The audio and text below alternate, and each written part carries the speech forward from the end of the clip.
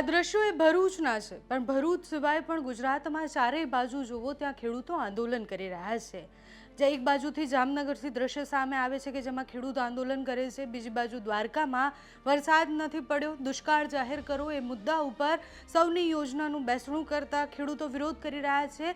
એક બાજુ મોરબીમાં તો વિરોધ ચાલી જ રહ્યો છે, એટલે સૌરાષ્ટ્રના ખેડૂતો તો વિરોધ કરી જ રહ્યા છે, પણ હવે દક્ષિણ ગુજરાતના ખેડૂતો પણ મેદાને આવ્યા છે।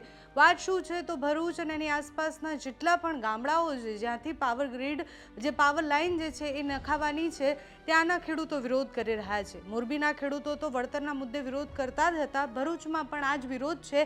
ભરૂચમાં પણ 4 ગણો ભાવ મળવો જોઈએ એ મુદ્દાની સાથે આજે બધા જ ખેડૂતો ભેગા થઈ અને ભરૂચ કલેક્ટર કચેરીએ પહોંચવા જતા હતા।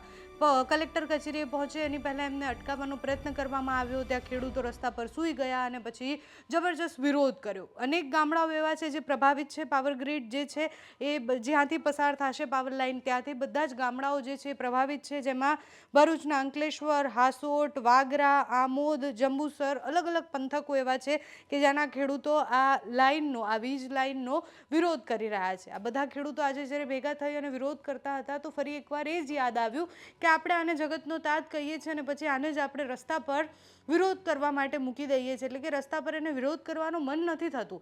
પણ તમે જુઓ કે એક બાજુ વરસાદ નથી પડતો તો ત્યાં સરકારની સહાય માંગે છે ખેડૂત, બીજી બાજુ ખેડૂતના જમીન પર થાંભલા નખાવાના છે એટલે ખેડૂત વિરોધ કરી રહ્યા છે। ગુજરાતમાં ચારે બાજુ ખેડૂત વિરોધ કરે છે, સરકાર ક્યારે સાંભળશે? એટલે સરકારે એક પરિપત્ર જાહેર કરી દીધો કે ખેડૂતની માંગણી સ્વીકારીએ છીએ, ખેડૂત નક્કી કરશે એનાથી બમણો ભાવ આપીશું। ખેડૂત હજી એવું કહે છે કે અમારા વળતરના અમને 4 ગણા ભાવ જોઈએ છે, અમે અમારી જમીનની કિંમત નક્કી કરીશું। એટલે હવે આ ઘર્ષણમાં ખેડૂત વર્સિસ સરકાર ફરીથી એકવાર શરૂ થયું છે। આજના દિવસથી અલગ અલગ તસવીરો સામે આવી છે, એમાં ભરૂચથી જે દ્રશ્ય સામે આવ્યા છે તેના પર કરીએ નજર।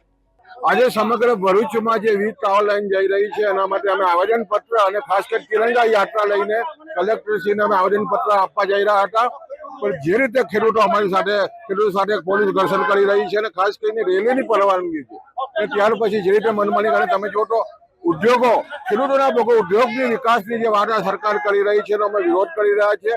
અમારી મહામૂલી જમીન મીટરના 50-100 રૂપિયા મીટરના ભાવે લઈ લાવવાની વાત સરકાર કરી રહી છે એનો અમે વિરોધ કરી રહ્યા છીએ અને આવનાર દિવસોમાં જમીનની બજાર કિંમતના 4 ગણા જ્યાં સુધી વળતર ન મળે ત્યાં સુધી આ વીજ ટાવર થાંભલા અમે લાખવા દેવાના નથી।